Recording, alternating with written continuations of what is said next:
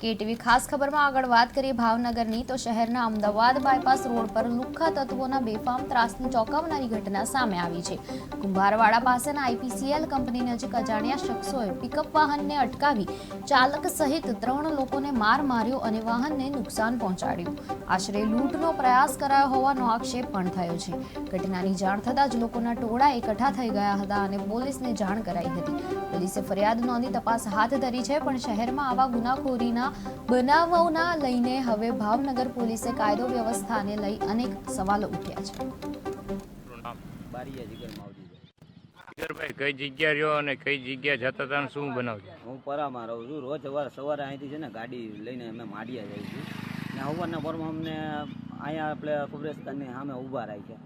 પહેલાં કે પૈસા લો તો અમે કીધું ભાઈ પૈસા નથી, બરોબર, તો કે પૈસા દેવા પડશે તો જ જવા દઈશું, નકર નહીં જવા દઉં।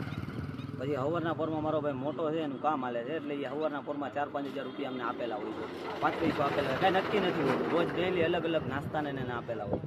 તો એ લોકો એમ કીધું કે અહીંથી તમને જવા નહીં થાય એમ કરીને મારી પડખે જે માણસ બેઠો હતો એને ડાયરેક્ટ કાટલો પકડીને બહાર કાઢીને આ લોકોએ ડાયરેક્ટ ડાંગુને એને ઘા કર્યા। તો હું આમ સાઈડમાં ઊભો હતો, પછી મારી વાંહે પડ્યા એટલે હું થોડો ભાઈ ગયો ને મારી વાંહે જે પિકઅપમાં જે બેઠેલો હતો ને માણસ એને પણ આ લોકોએ પિકઅપની પાછળ ઊભો હતો, એ લોકોને એને ડાંગુ મારી આ લોકોએ। કેટલા જણા હતા? આ લોકો 5 થી 7 જણા હતા। શું એની હારવાર જાનવર હતું સાથે કે નહોતું? એ લોકો સવારના પોરમાં રોજ જાનવર હોય તે ન હોય, પણ આ લોકો રોજ સવારના પોરમાં હોય જ છે। અત્યારે જાનવર હતું એની સાથે? હા, અત્યારે એની યારે જાનવર હતો, જાનવર બારમાં મૂકીને ગાયા દોટીને બહાર નીકળે અંદરથી।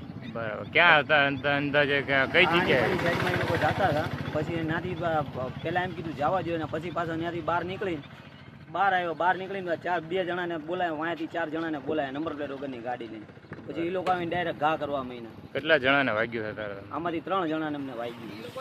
શું નામ છે વાગ્યાનું? એકનું નામ વિવેક છે અને એકનું નામ વિશાલ છે। પછી ગાડીમાં કેવું નુકસાન કરવું? ગાડીના કાચ ને એવું બધું ફોડીને પછી સાઈડ કાચ ફોડી કાઢ્યા છે, જે પૈસા હતા એ લઈ ગયા છે। અંદાજે કેટલા રૂપિયાનું નુકસાન? 4 થી 5 હજાર, 10 થી 12 હજારનું નુકસાન કરીને ગયા છે। મારી ગાડીનો કાચે ફોડી કાઢ્યો છે। આ થોડા દિવસે આવો બનાવ થાય છે લૂંટના, તો તમે પોલીસ ફરિયાદ કરી અત્યારે? હા, અત્યારે પોલીસને તો જાણ કરી।